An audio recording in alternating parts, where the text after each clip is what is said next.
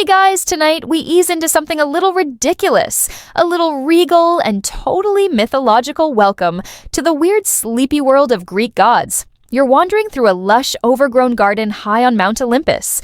The clouds above are thick and dramatic, like a tantrum about to happen. Somewhere off to your left, a distant peacock lets out a cry like a rusty accordion being stepped on. You walk slowly, feet brushing over dew-wet grass, the scent of wild herbs curling in the air mint-time, and just a hint of petty revenge.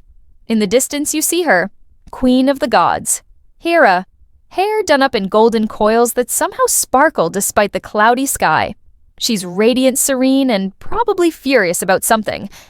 And next to her, a giant man. No, wait, not a man. He's sort of man-shaped, yes, but you notice he's blinking. A lot. In a pattern. Because he has more than one face. He has more than one head. Actually, oh no. That's not just a few extra features. That's 100 eyes. You try not to stare. He definitely doesn't have to try. You're about to meet Argus Panoptes, the babysitter to end all babysitters. Hera's loyal watchman. Her sleepy, blinking, never fully off-duty protector. Tonight's journey will take you through shape-shifting cows, vengeful gods, musical assassinations, and how a bird got fashionably bedazzled with eyeballs. Oh, and by the end of it, you'll be drifting peacefully into sleep while Hera's symbolic peacock continues to judge everything, including your pajamas. So before you get comfortable, take a moment to like the video and subscribe, but only if you genuinely enjoy what I do here. And tell me in the comments where you're listening from and what time it is over there. Now dim the lights, maybe turn on a fan for that soft background hum, and let's ease into tonight's journey together. You shuffle behind a rustling row of laurel trees, following the gentle rattle of feathers and divine footsteps. Hera is pacing, not angrily yet, but in that deliberate way people pace when they're planning something that probably ends in smiting. And the peacock struts beside her, its long tail dragging like it owns the place, which technically it sort of does. Hera's pet, her symbol. And yes, those little dots on the feathers are exactly what you think they are. We'll get to that. Argus Panoptes stands nearby, arms crossed, gaze alert, well, at least half of them. Some of his eyes are scanning the horizon, others are watching you with the dispassion of a museum security guard who's worked the same shift since the Bronze Age. You try to make sense of how you ended up in this bizarre celestial drama. But Greek mythology isn't linear. It spirals. Like that one drawer everyone has in their kitchen, half rubber bands, half birthday candles, and one mysterious key you're too scared to throw away. That's the vibe. Now here's your primer. Hera is queen of the gods, and despite having everything, power, immortality, access to excellent sandals, she's most famous for being married to Zeus, which is like winning a lottery ticket and finding out it's cursed. Zeus is, let's say, enthusiastic about romance, often with mortals, often without warning them. And Hera. She's not so much angry at Zeus as she is permanently disappointed and prone to redirecting her wrath to whoever he gets involved with. Fair number, very mythological. Absolutely. That's where this whole thing starts with a girl named Io. Io was a mortal priestess. Beautiful, devout, minding her own business. Until, of course, Zeus noticed her. He disguised himself because that's his favorite hobby and approached her in a cloud. Literally. A literal cloud. Because apparently, subtlety wasn't invented yet. Historians still argue whether Hera knew immediately or whether she let Zeus dig his own grave first, but the end result was predictable. Hera appeared in a flash of divine suspicion, and Zeus panicking like someone caught mid-text to an ex turned Io into a cow. A literal white moon-eyed grazing in a meadow kind of cow. Classic misdirection. No honey, that's not a mortal woman I was flirting with. It's a cow. Look how many stomachs she has. And Hera, bless her dramatic soul, played along. Oh, what a lovely cow, she said. So innocent. So milkable. May I keep her? What could Zeus say? No, don't take the cow. It's actually a woman I'm hiding from you. Of course not. So Hera took the cow. And then she needed someone to watch the cow. That's where Argus came in.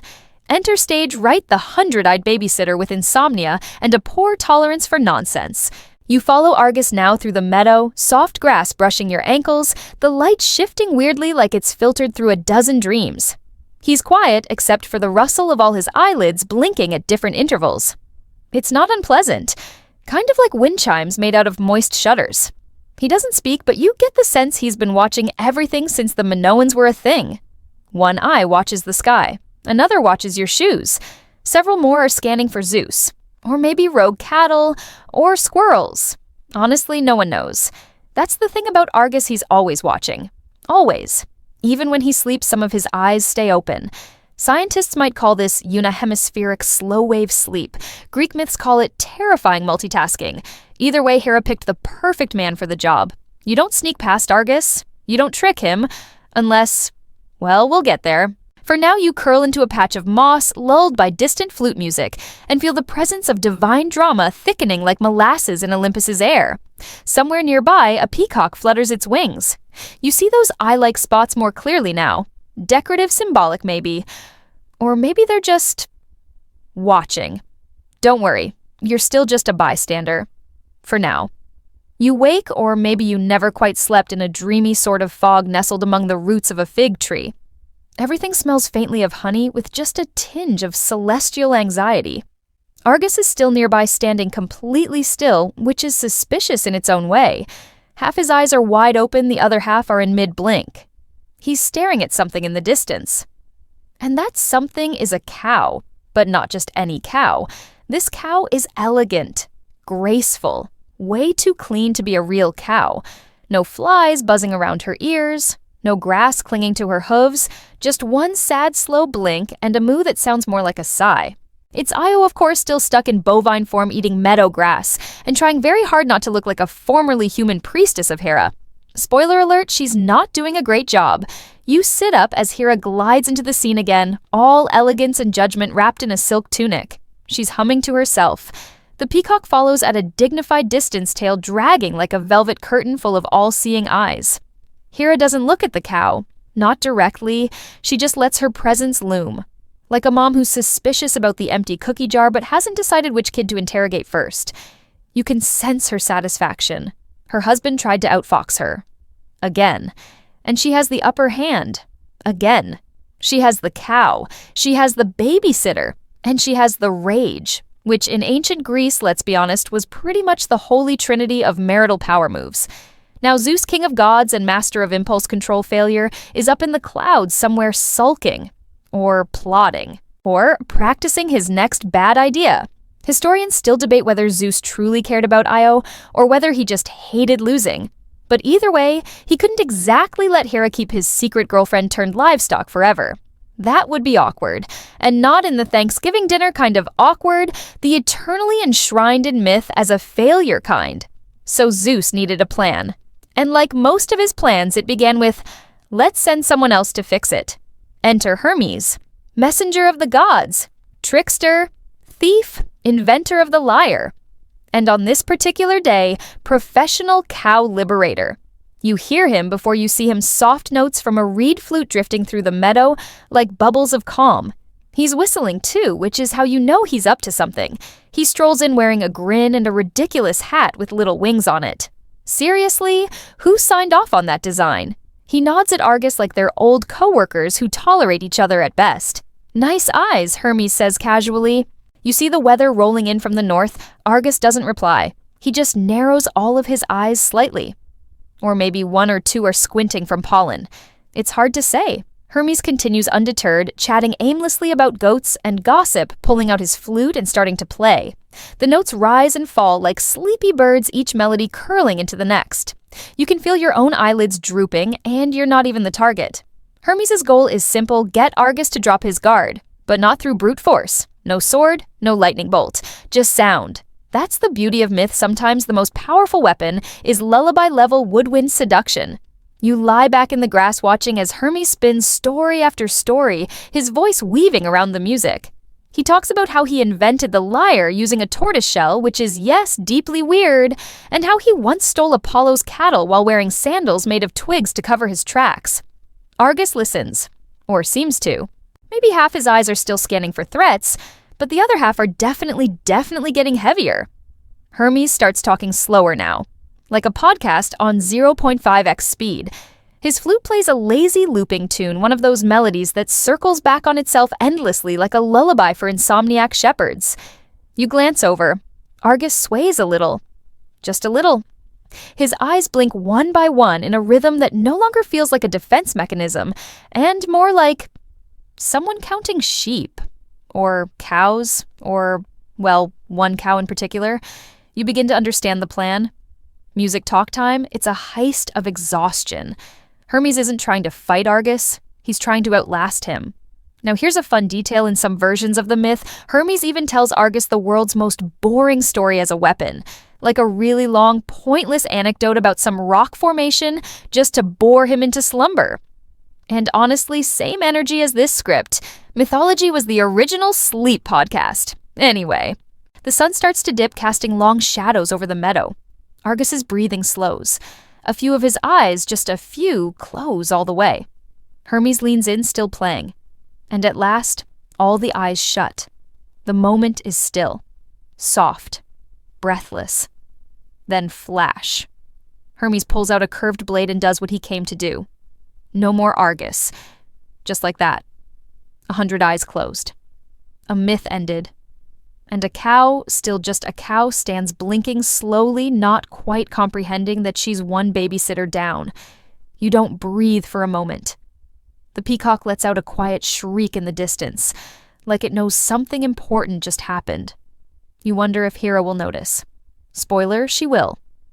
The meadow goes quiet in that eerie, thick way that feels like a held breath. You don't move. Hermes, ever the professional, wipes the blade on a patch of moss, slips the flute back into his belt, and glances once, just once, at the cow.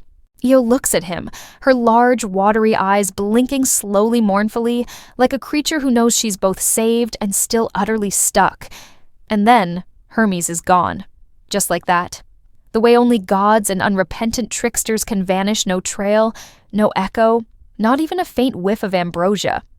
Just the meadow, the cow, and the very large body of a very legendary babysitter cooling in the twilight.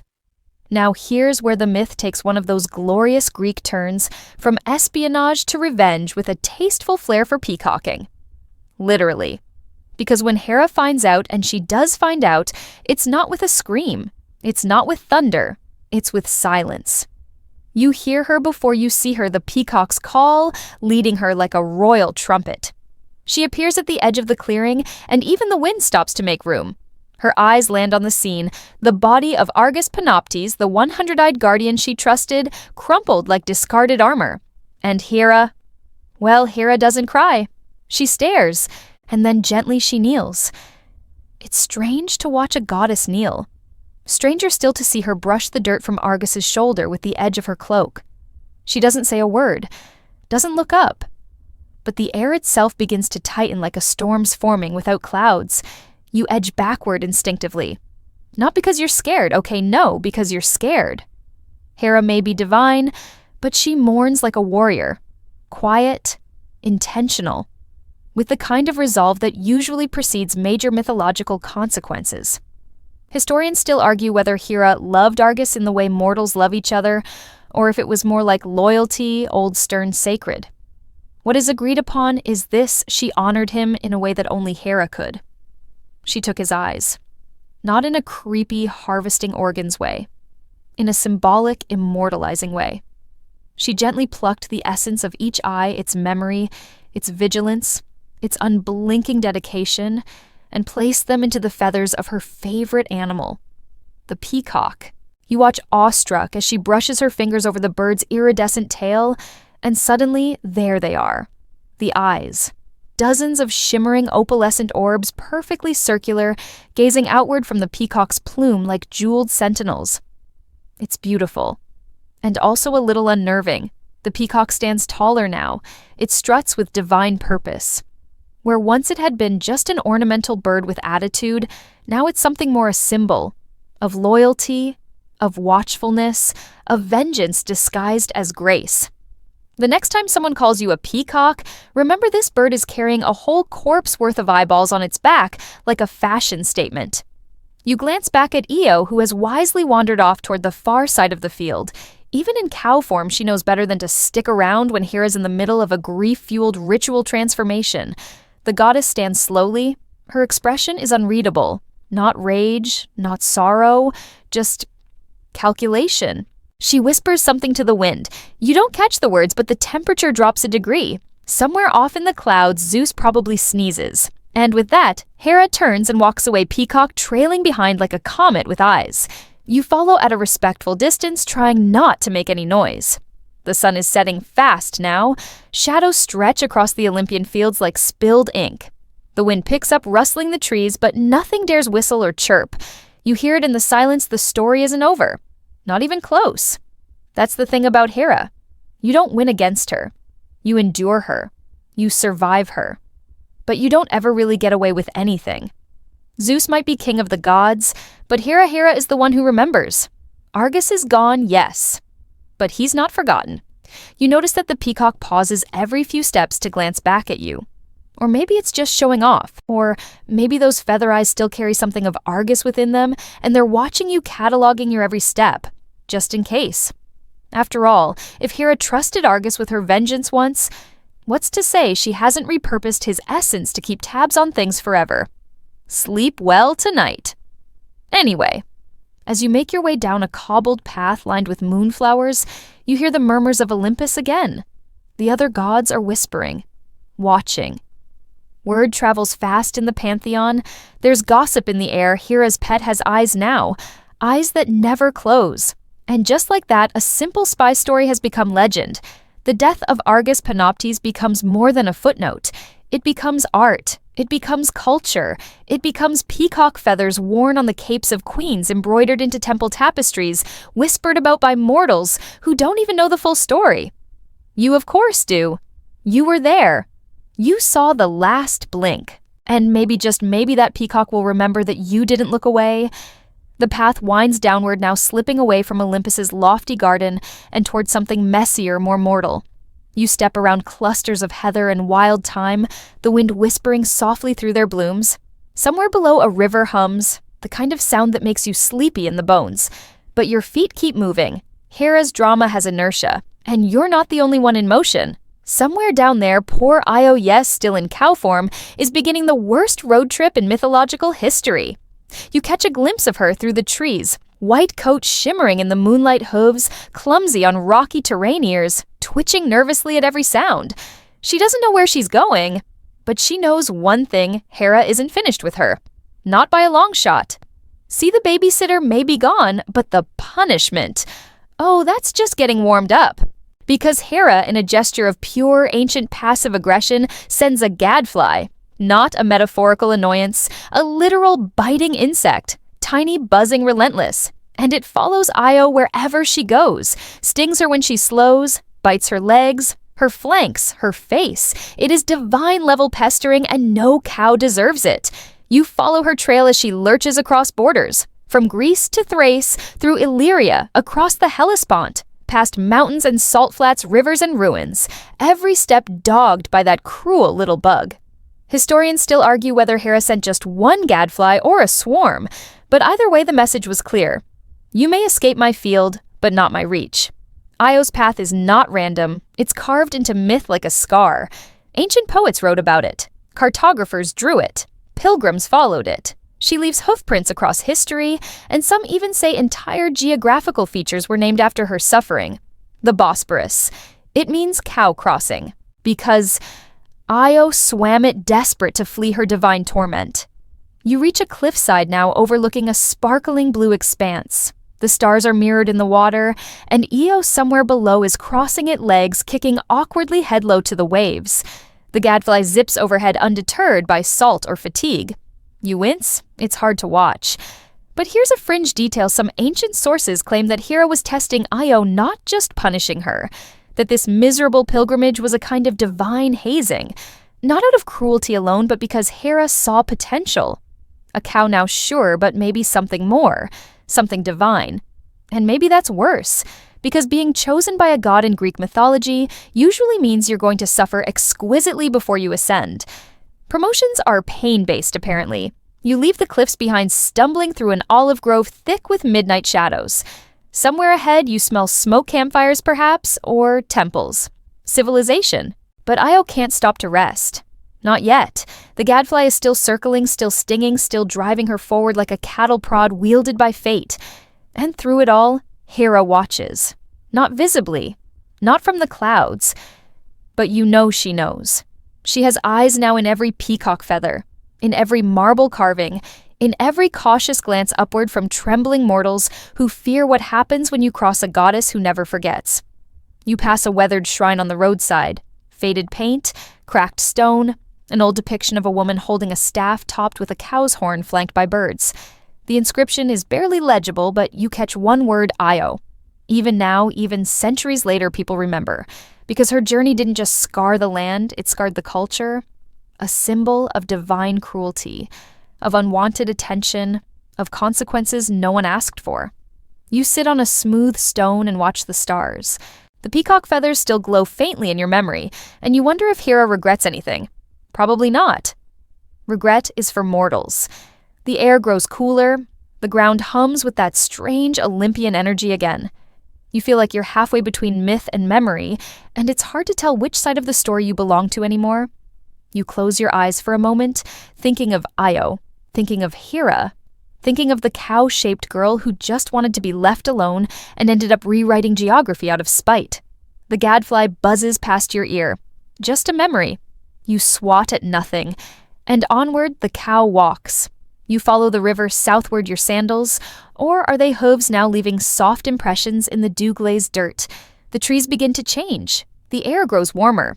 You've crossed another invisible boundary, though there are no signs to mark it. Only the feeling that you've left behind the land of quarrelsome gods and entered somewhere older, smoother, like the inside of a story that hasn't been told enough. Ahead, Io continues her sorrowful journey, tail flicking uselessly at the ever-present gadfly. Her hooves strike stone now ancient paths worn by time and pilgrims alike. She's entered Egypt. And if you think that might mean relief, a breather, a pause in her mythological misfortunes, well, no. This is Greek mythology. Happy endings are rationed out like olive oil during wartime.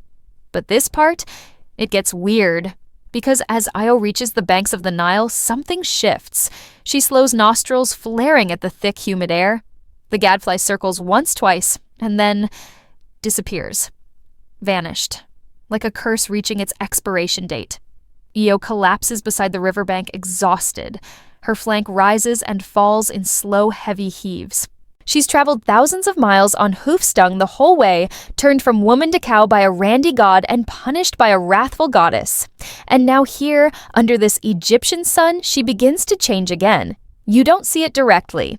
Transformation scenes are best left implied in sleepy stories. But you hear it, the soft rustle of bones shifting, the breathless gasp of identity returning. And when you look again, she's no longer on 4 legs. She's standing, a woman once more. The reeds whisper, the ibis birds scatter, and from somewhere deep in a sandstone temple nearby, a gong sounds softly like the myth is acknowledging itself. Here's the mainstream fact: in Egypt, Io becomes associated with Isis, one of the most powerful goddesses of the ancient world. Whether she was adopted into local mythology or simply merged by later Greek writers in a haze of cultural fusion, Io becomes divine, elevated, worshipped. Historians still argue whether this transformation was part of the original myth or stitched in later by storytellers eager to connect pantheons across the Mediterranean. But the result is the same. Io is no longer a girl or a cow. She's a symbol, a goddess, a survivor. You wander into a nearby temple courtyard, all columns and creeping vines.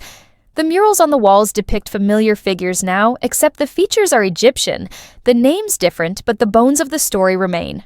A cow-headed woman, a jealous goddess with birds at her feet, a trickster with a flute and a grin that could get him slapped on any continent. Io has found her ending here, or at least a new beginning. She marries a local king, some say Osiris, others just call him a good man, with questionable taste in metaphysical drama, and gives birth to Epiphus, whose name literally means touch, because Zeus supposedly conceived him by laying a hand on her shoulder from a great divine distance. Don't think about it too hard. This is mythology. Boundaries are more like suggestions. The baby Epiphus grows up to found a dynasty. He becomes important, regal, legendary. His bloodline leads to heroes, to kings, to tragedy naturally. Because again, mythology. But for now, the courtyard is still. The peacock has not followed you here. Neither has Hera. at least not physically. But you sense her presence still. Maybe it's the eyes painted into the murals, subtly tucked into the feathers of birds or the petals of lotus blossoms. Maybe it's just that once Hera marks you, you stay marked. You sit beneath a statue of Isis, tall, serene cow horns arched above her head. She doesn't speak. Goddesses in this world rarely do, but there's a comfort in her stillness, in the way she seems to both acknowledge and transcend suffering. You realize something quietly profound. As you watch the Nile flow by muddy and ancient and full of stories, Io's journey was never about punishment alone. It was metamorphosis through misery, the ancient version of a really bad year that somehow leads to spiritual promotion. Like, you don't just become a goddess by sitting on a cloud drinking nectar smoothies. You crawl across continents dodging flies and divine egos until the universe gives up and crowns you out of sheer admiration for your perseverance.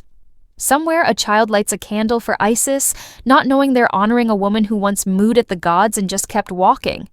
You close your eyes. The stone is warm beneath your hand. The river hums like a lullaby. The journey may not be over, but Io at least can rest. For now. You linger in the courtyard long after the heat fades from the stone beneath you. The Nile's flow has become background music, steady and eternal, like it's been whispering lullabies to mortals for centuries. You watch a heron dip its beak into the water, then vanish into the reeds with an elegance no god has ever managed. And as the stars blink above Egypt's sky, you start to wonder, what about Hera? Because if you think Hera's vengeance ended in Egypt, you must be new here. You walk slowly now, following the rustle of feathers. Not wings, tail feathers. Long, iridescent, shimmering with moonlight and an unsettling sense of awareness. The peacock is back.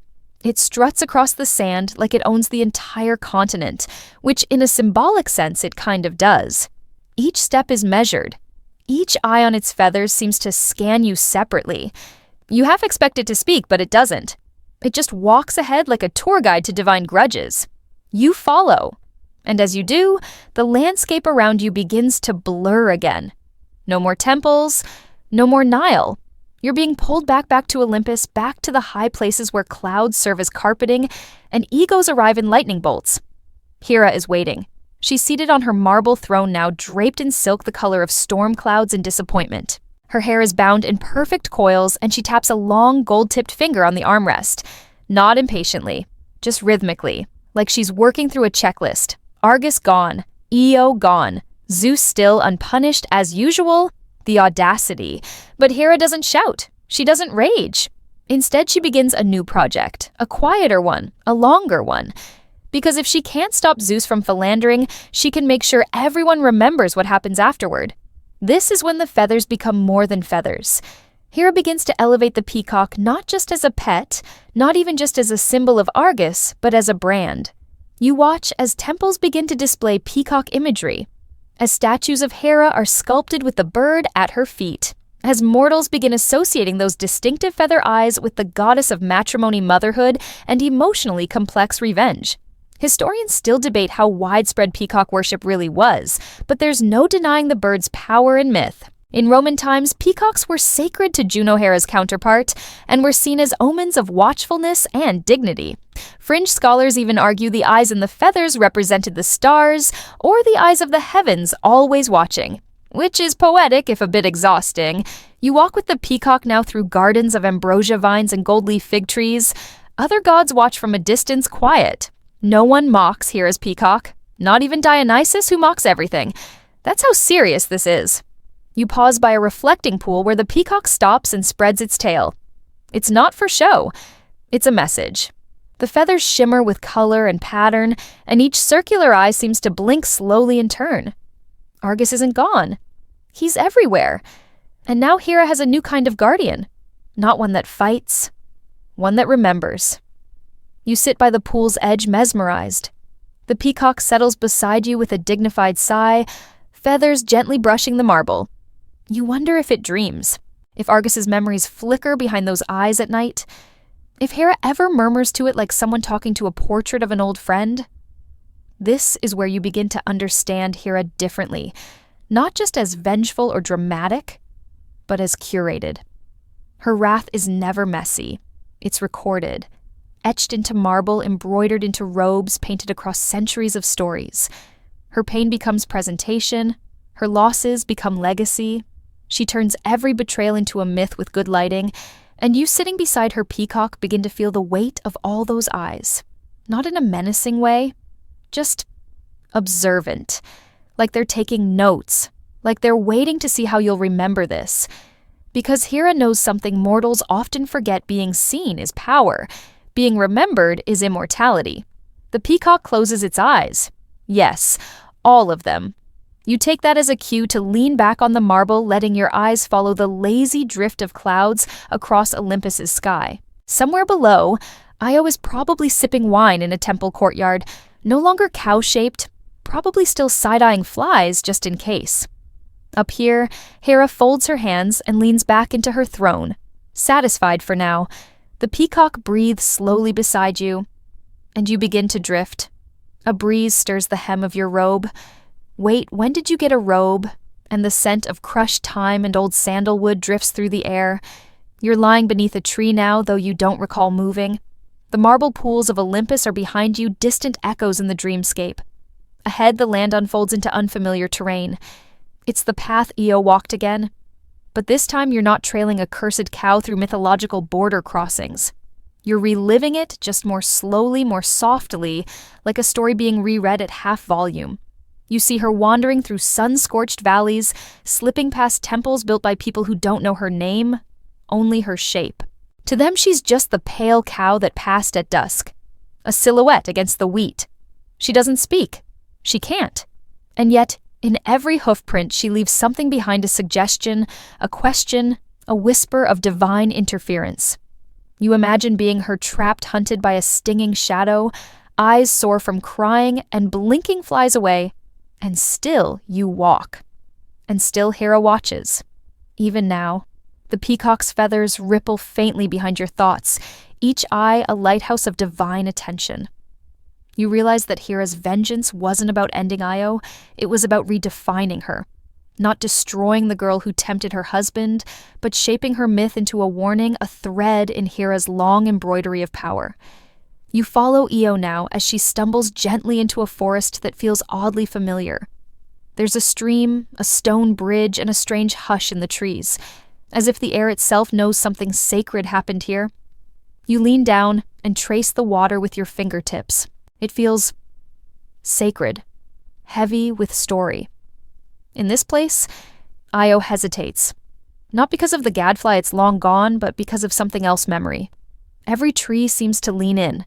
Every bird goes quiet. Even the sun filters down in cautious golden beams. This is where she begins to remember who she was. Not just a priestess. Not just a plaything for gods. A person. A woman. A soul that resisted erasure. Fringe scholars sometimes say this moment represents mythological individuation, whatever that means. You think it just feels like reclaiming. Io doesn't say it aloud, she can't, but you hear it in the wind. I remember me. You keep walking, and the scenery shifts again. You're in a small coastal village now, somewhere between sea and story. A crumbling statue stands in the square, half cow, half goddess, completely weather-worn. Children play tag around it. An old woman leaves a piece of fruit at its base. No one seems to know why the statue is here, but they treat it with the reverence of tradition too old to question. And maybe that's the point. Because Io has become more than her suffering, more than her bovine years, more than the peacock eyes still blinking miles away. She's become myth, which in ancient Greece is a kind of peace. You don't need a happy ending, you just need a lasting one. You sit beside the statue watching the sea roll in. The foam on the waves looks like lace. You wonder if Hera ever came here. Maybe just once in the form of a seabird, or a thought, or a bitter wind. Maybe she stood here and saw that her vengeance had bloomed into legend, and nodded pleased not that Io had suffered, but that her story had been remembered. Because Hera, more than anything, is a curator of memory. She may rule over marriage and childbirth, and the grand spectacles of Olympus, but her truest power lies in preservation. She makes sure things are not forgotten. Her enemies, her lovers, her punishments, Her peacocks, all catalogued, all displayed. Somewhere nearby you hear a soft shriek. Not frightening, just sharp. A call. The peacock is near again. You turn and see it perched on a ruined wall, feathers gleaming in the dusk. It's quiet, but you can tell it sees everything, maybe even through time. And then, just like that, it hops down and struts off as if to say, "Come on, we're not done yet." So you follow. The peacock leads you inland, now away from the coast, and into a terrain that feels impossibly green, like someone took every shade of emerald, moss, and jade and mixed them all together in a dream. The hills roll like velvet. The air smells like rain that hasn't happened yet. And somewhere beneath your feet, the earth hums with old stories buried under older temples. You glance back once. The sea is a shimmer on the horizon. A chapter closed. Ahead, the peacock walks with a certain rhythm, not hurried, not aimless, just precise. It turns left at forks in the path before you even see them. It pauses to glance at strange carvings on stones you would have missed. And all the while, those feathers flick behind it like delicate fans, every eye seeming to blink in slow agreement. You're heading to the Nile. Again. But not the Nile of Io's suffering. This is a Nile of arrival, of endings that look suspiciously like beginnings. You descend into a marshy basin filled with tall reeds and the soft buzz of insects. The sun sets lower now, casting long gold stripes across the water. Everything feels suspended, like you've wandered into the breath held between two lines of myth. Io is waiting, not in cow form. She's radiant now, clothed in white linen, barefoot, hair braided with river lilies. She stands near the water with a child at her side, Epiphus. The boy looks up at her face, solemn, as though he understands the weight of everything he's inherited. Mythological kids tend to be preloaded with backstory. You stand beneath a fig tree, watching silently. The peacock stays back respectful. Even Hera's eyes know when to blink. Io kneels beside her son and whispers something into his ear. You can't hear the words. Maybe it's a prayer. Maybe it's a warning. Maybe it's just remember me. And that's when something clicks. Because here's the secret of Greek mythology, it's not really about the gods, not most of the time. It's about how the gods reshape mortals into metaphors, how people with real fears and loves and bad luck get turned into symbols. And if they're lucky, like Io, they get remembered for more than just their suffering. Mainstream historians agree that Epaphus would go on to rule Egypt, to found cities, to continue a divine bloodline that ties back to Zeus. But fringe theorists say something more interesting, that his descendants eventually led to Danaus and Europa, and even to Heracles. That Io, once a fleeing cow, becomes the ancestral mother of heroes. Imagine that. All that walking, all that stinging, all that mooing. And now she's not just a survivor. She's a cornerstone. You step into the clearing, drawn by the quiet gravity of her presence. Io sees you, smiles softly, and gestures to the horizon where temple spires glow against the lavender sky. She doesn't need to speak. You know what she's saying? This is what came of it. Look. And you do. In the distance, you see rooftops gilded in gold, statues of her in half-human, half-divine form. Offerings left at small shrines, honey cakes, lotus garlands, tiny hand-carved cows. This isn't just survival, it's transformation. Not into a god exactly, but into something just as durable, a narrative that matters. The peacock steps forward now. It spreads its tail again, not in threat, not in vanity, but like a curtain call. Each feather eye glints in the dusk, and for a brief moment the setting sun hits them just right. And you see Argus. Not his face exactly, but his intent, his watching, his loyalty. Those eyes that never rested are now everywhere, folded into legacy, into theater, into memory. The perfect fit for Hera's brand of divine documentation. You turn again toward Io, but she's walking away now, hand in hand with her son, fading into the golden reeds like a myth vanishing back into its ending. You stand alone for a moment. The wind brushes your shoulders, warm and scented with myrrh. The marsh murmurs. The peacock flutters its feathers, once then turns and walks away, its claws clicking softly on stone. And you follow, again, because this story isn't finished. Not until every watchful eye has been accounted for. You're walking uphill now, slowly, The slope is gentle but steady, as if you're climbing out of the story itself. The air cools as elevation rises, and with each step the world seems to quiet. Trees thin out. The reeds of the Nile fade behind you. The peacock walks ahead, still tireless, elegant, and utterly unbothered by incline. You pause briefly at a ridge. From here the land unfolds in layers, river fields, temples, tombs. It looks peaceful, almost normal, but you know better. This world is draped in myth, even if it's pretending to be history. And now, Hera calls. Not audibly, not with thunder, with memory. You find yourself standing before something strange. A long corridor, columns lining either side covered in carvings. Not Egyptian now, but something unmistakably Greek. The walls are covered in names. You don't recognize them all, but you understand what they are. A list. Hera's list. This is her temple, not just a place of worship, but a vault. A filing system of mythic proportions. You run your fingers along the cool marble and see the engravings more clearly. Europa Leto, Semele, Alcmene, Callisto. All women who had one thing in common, Zeus. And if you look closer, they had a second thing in common too, Hera. This isn't just a list of betrayals. It's a spreadsheet of vengeance. A divine scorecard maintained with ruthless consistency. Some of these women were punished. Others were simply noted. Hera didn't always act, but she always remembered. You feel it now, that soft pressure behind your neck, like someone is watching. You turn, but it's not the peacock this time. It's Hera, not the glowing marble queen from before. This Hera is quieter, smaller somehow, but sharper. She doesn't wear anger like armor here. She wears restraint. Her face is calm, her eyes unreadable, and yet you feel the weight of her attention settle over you like velvet laced with sandbags. She doesn't speak, but you understand her question. Do you think I'm cruel? And here's the thing. It's not a question you can answer easily, because Hera is not a villain.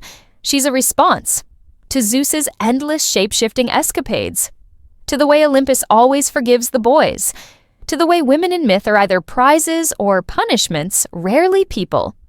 Hera changes that. She makes them unforgettable. Historians still argue whether Hera's fury was justified or whether it was just a narrative device to add drama to Zeus's romantic misadventures. But fringe theorists, and you're starting to agree with them, see Hera as something else entirely, an archivist. She doesn't erase. She records.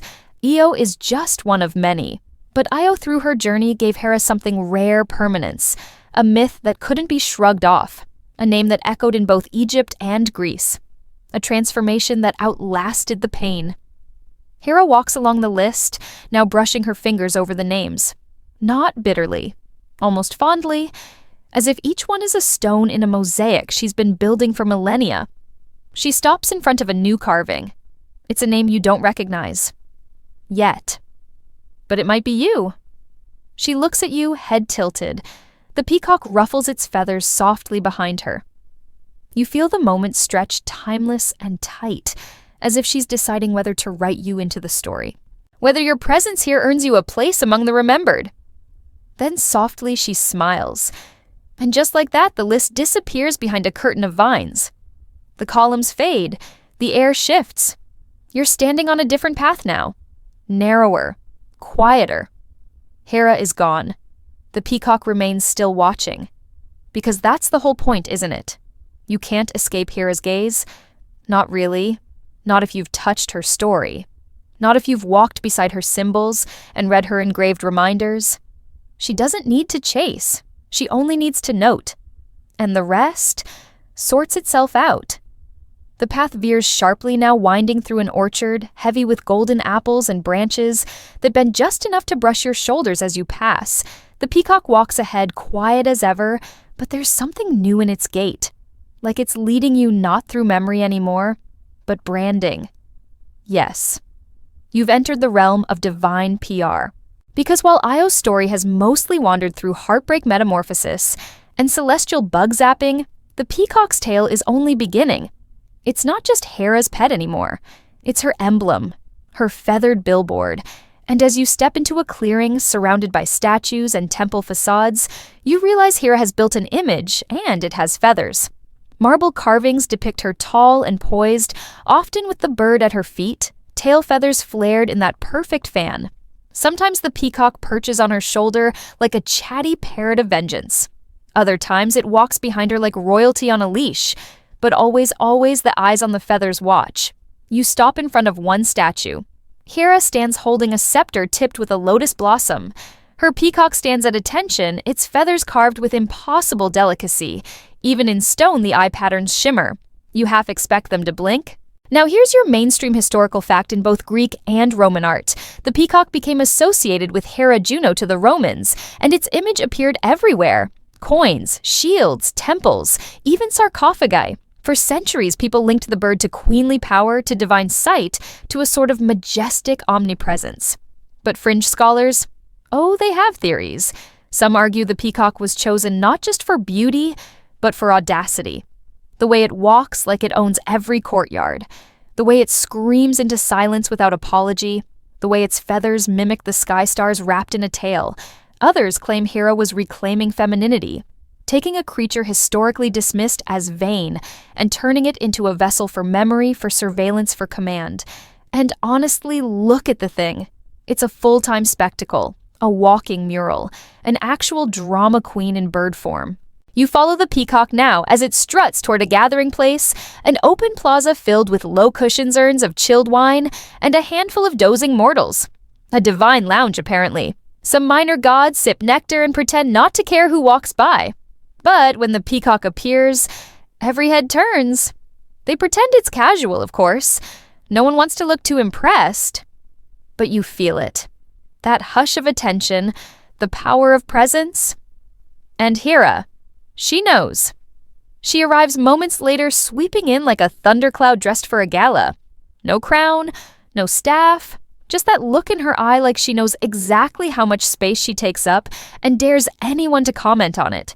She doesn't speak to you this time, she just exists in your direction. It's the kind of moment that makes you sit straighter and check your hair, even if you've been sleeping in mythological underbrush for what feels like days. The peacock stands beside her, tail flared, feathers gleaming, watching everyone and no one. And that's when it hits you the peacock isn't just Hera's symbol, it's her strategy. Because where Zeus thunders and poses and occasionally kidnaps someone, Hera doesn't need theatrics. She sends a bird with eyeball feathers and lets you draw your own conclusions. It's subtle, it's unsettling, it's perfectly Hera. You sip something cold from a cup you don't remember picking up, and it tastes like honey and hibiscus. Around you, the conversation flows in low murmurs. Names drift through the air: Io, Semele, Callisto, Echo. Mortal girls turned metaphors, some punished, some blessed, all remembered. And over them all, the peacock looms not as a threat, but as a presence. A reminder that nothing is forgotten, that memory like feathers can be both beautiful and sharp.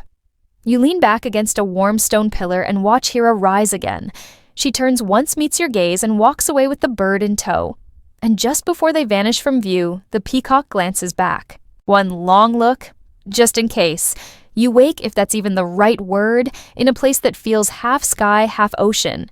The ground beneath your feet is cloud-soft but not wet. The horizon is wrong too, curving in ways that shouldn't be possible. Welcome to the celestial edge of the known world, where stories shimmer before they solidify. The peacock is already here. It perches atop a stone column that shouldn't stand slender, twisted, delicately impossible. Its feathers stir in a wind you don't feel. The eyes on its tail shimmer in layers like glass over constellations. You think you see stars inside them. And maybe you do. Because now Hera is drawing lines between heaven and myth, between memory and the actual sky. You tilt your head back and there they are. Constellations. Lines drawn across stars by mortals who looked up, saw disorder, and tried to find meaning. You spot the familiar figures Orion, Cassiopeia, Andromeda. And then two newer ones, a peacock-shaped cluster shimmering faintly near the celestial equator. And further off, a writhing snake. Let's talk about the snake for a second, because Hera doesn't just create stars, she curates them. Some stories claim that after Argus died, Hera placed him in the heavens, though not as a peacock, As a serpent, specifically the constellation Draco the dragon, or sometimes Hydra the many-headed snake, because Hera's grief isn't linear, it spirals coils, wraps around memory like a protective reptile. Historians still debate which constellation truly honors Argus. Was he immortalized directly, or through Hera's symbols? And fringe theorists argue that every peacock-shaped star pattern, no matter how faint, is part of her revenge portfolio. You lie back on a patch of cool moss that wasn't there before watching the sky swirl. And then you hear them. Whispers. Not speech. Just impressions. Echoes of old stories. Fragments of myth recited by crumbling statues, temple fires, and overly dramatic oracles. You listen. She sees everything. No escape from her gaze. Even the stars blink slower when she's near. You smile. Because it's true. Hera's power isn't brute force. Its presence, her ability to be remembered in the edges of every tale, even when she's not the central actor, even when she's just the one who turns punishment into a permanent installment in the night sky. And the peacock. It's her legacy feathered out across space. You reach out your hand. The sky blurs. The peacock's tail brushes against your fingertips. Not solid, not imagined. Something in between. And with it comes a cascade of images the moment Argus closed his last eye. The instant Hera lifted a single feather. The breath Io took after becoming herself again. The hush of every moment someone saw and did nothing. Because Hera isn't about justice exactly. She's about witnessing. And that might be more powerful. You roll onto your side and spot the serpent constellation again. It twists above a mountain range made of starlight endlessly coiling. Hera's grief never settled, but she didn't bury it either. She made it visible. And then you catch movement. Not the peacock this time, but something flickering behind the stars. Smaller, flightier. Echoes of other symbols Dove's Lily's eyes keys, all orbiting around one truth she watches. She remembers. She documents. You sit up slowly. The stars are starting to fade not because it's morning, but because the story is shifting again.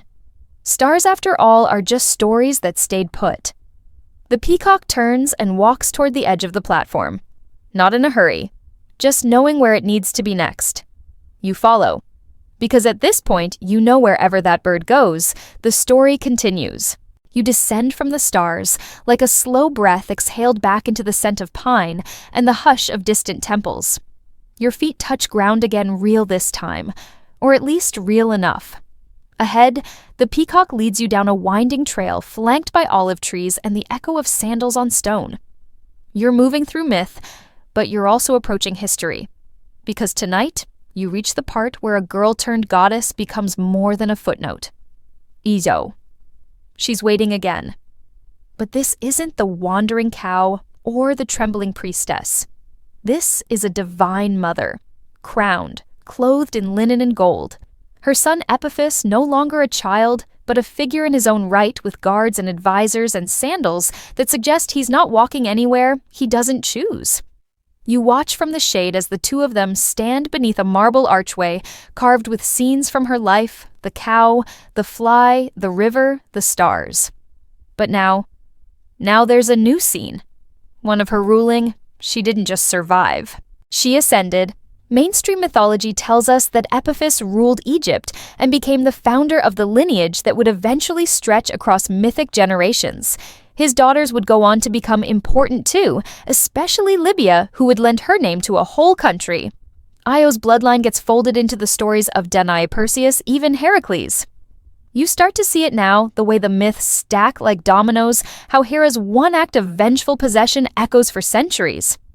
But it's not just legacy you're here for, it's recognition. Because here's what you maybe didn't expect. Hera lets this happen. She doesn't stop it. She doesn't send another gadfly. She doesn't turn Epiphus into a cactus. Somewhere along the way, Io passed the test, or outlasted the punishment, or simply became too meaningful to erase.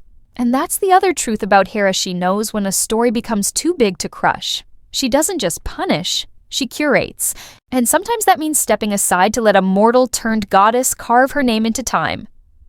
Fringe theorists argue that Hera may have even helped Io ascend in the end, that the fly disappeared not because it ran out of orders, but because Hera called it home. A quiet approval, the divine equivalent of letting someone keep the cat they swore they didn't want. And the peacock, it watches Io now with something that almost feels like respect. The tail feathers ripple faintly in the breeze, a dozen Argus eyes blinking in slow, deliberate cadence. You find a stone bench nearby and sit heart-beating with a rhythm that no longer feels borrowed. It feels earned, because now you understand Io's journey wasn't a punishment. It was a transformation by attrition. She didn't get stronger through combat. She got stronger by continuing, one hoofstep at a time. You close your eyes, and in the dark behind your eyelids, you trace her path again, the first moment of terror as Zeus loomed, the panic as her body reshaped, the ache of solitude, the unrelenting sting of Hera's insect sentinel, the desperate crossings Lancy myth identity, and now her name spoken with reverence in temples. You open your eyes. Epaphus is gone. Io too. Just the echo of their sandals on polished stone, the last flicker of a linen hem vanishing through a cedar door. The peacock remains. Of course it does. Because Hera remains. She always does. Even when she lets go, she remembers. Even when she grants a kind of peace, it's still documented, logged, filed. The divine librarian never misplaces a soul. And now you're part of that record too. You stand slowly and brush the dust from your robes. The air is warm here, soft. And somewhere in the distance, music drifts from a temple flute's soft drums' voices, chanting something older than any god you've met. You walk on, and behind you the peacock turns its head ever so slightly, just making sure you don't forget. The road winds again, though calling it a road feels generous. It's more like a mythologically significant goat path, uneven, dusty, winding through cypress groves and ruins that crumble with dignity. You follow it with the peacock a few steps ahead, its tail dragging in the dirt like it's been doing this for eternity. Maybe it has. The scenery is changing again. You're moving from temples and thrones to places that feel personal. You pass half-collapsed stone walls, a dry well with faded prayers etched into the rim and tucked among the weeds, an old altar dedicated to someone named Echo. You pause. Echo. Another name in Hera's gallery of complicated footnotes. This one wasn't a cow. She was a nymph, chatty, clever, possibly the original podcast host if we're being honest. But Echo made a mistake. She tried to help Zeus sneak around Hera. How? By distracting the goddess with endless chatter, while Zeus in some shady form or other pursued his latest mortal crush. And Hera. Oh, Hera didn't miss that little trick. She waited. She listened. And when Zeus was finished doing Zeus things, Hera turned to Echo and snap-stripped her voice. Not entirely. That would be too clean. Too merciful. Instead, she cursed her to only repeat the last words spoken to her, a mocking echo of her former self.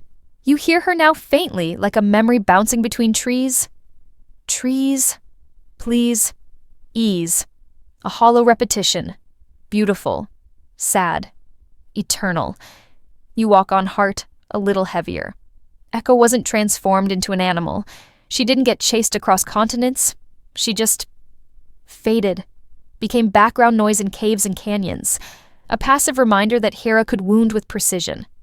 Historians still argue whether Hera's punishment of Echo was proportional, or just a reactionary strike in a divine marriage too tangled to unwind. But most agree Echo's fate was cruelly poetic. And here's a strange detail: the peacock never blinks when Echo is mentioned, almost like it's listening for her, waiting for a sound that isn't just an imitation. You round a bend and enter another clearing, smaller this time. A shrine stands here barely intact. No grand columns, no frescoes, just a single standing stone with the shape of a woman whose face has been worn away by rain. The base reads simply, Echo who loved the wrong words. You sit for a moment, because it's not just Io, it's not just Argus. Hera's mythos is stitched together from stories like these, small, sharp, unrelenting. Girls who loved wrong, servants who knew too much, nymphs who talked too long. And each time Hera responded, not like a hurricane, but like a scalpel. A tailored punishment. A lesson that echoed literally and figuratively through generations. Fringe scholars propose Hera didn't act out of jealousy alone, but from a desperate need to control the narrative. To shape how Zeus's missteps were remembered, to ensure that the women weren't just forgotten casualties, but named figures carved into the marble and air. You run your hand over the stone and whisper, "Echo." The wind answers soft and clipped, "Echo." You smile, not out of joy but recognition. She's still here, not just in the canyons or the myths, but in the design. Hera may have silenced her voice, but she left her in the story forever. That's the irony of Hera's vengeance it immortalizes. The peacock watches you again, tail gently twitching. You think of all the eyes it carries, eyes that have seen every moment, every sigh, every whispered apology, and every slammed celestial door. You think of Argus, of Io, of Echo. And then, as if on cue, the air shifts again. A breeze curls around your ankles. The peacock turns, and with one last glance at Echo's stone leads you onward. You rise, you walk, and for a moment, just a moment, you think you hear your own voice reflected in the wind. Walk. Talk. Hera watches. The path now darkens, not ominously, but like a theater lowering its lights before the next scene. The air grows cooler, rich with the scent of rosemary and old parchment, and somewhere in the distance, you hear faint harp music like someone strumming secrets across a hillside. The peacock walks slower now, almost reverent, as it leads you to a grove lined with apple trees. But not just any apples, golden ones. Perfect gleaming orbs dangle from branches that shimmer faintly in the twilight. The trees themselves look older than anything else you've seen tonight, twisted in elegant spirals, bark etched with names no mortal would dare pronounce. At the center of the grove stands a low marble pedestal, and upon it a single apple sits, untouched, radiant. Suspicious. You've arrived at the beginning of another of Hera's signature episodes. Or rather, another woman's ruin via divine beauty contest. Let's rewind. The story begins at a wedding. Not Hera's, she's already quite married, thank you, but the wedding of Peleus and Thetis. Everyone was invited. All the gods, all the nymphs, all the chaos. Except for one particular being, Eris, goddess of discord. Because honestly, who wants discord on their RSVP list? Offended Eris did what she does best, crash the party with a gift no one wanted. She rolled a golden apple across the banquet floor, inscribed with just 3 words, "To the fairest." And if you thought Hera was petty before, well, buckle up. Hera, Aphrodite, and Athena each decided the apple must be for them, naturally, and thus began the original drama triangle of Olympus. Historians still argue whether the contest was truly about beauty, or if it was a metaphor for power influence, or the ancient Greek tendency to personify complex emotional politics through food. But either way, the gods passed the decision onto a mortal Paris, a Trojan prince with cheekbones sharp enough to ruin empires. Each goddess offered him a bribe. Athena promised wisdom and strategy. Hera power, dominion, political supremacy, and Aphrodite love. Specifically, the love of the most beautiful woman alive, Helen. You already know how this ends. Paris chose Aphrodite. Helen was taken. Greece and Troy went to war. Cities burned. Generations fell. And in the background of it all, Hera seethed. Not just because she lost the contest, but because she was right. Power should have meant more than beauty. Dominion should have beaten desire. But instead, a mortal boy gave a divine apple to the goddess of flirtation. And Hera once again took note. She didn't storm out. She didn't throw lightning. She waited. Because that's what Hera does best. She doesn't forget the apple.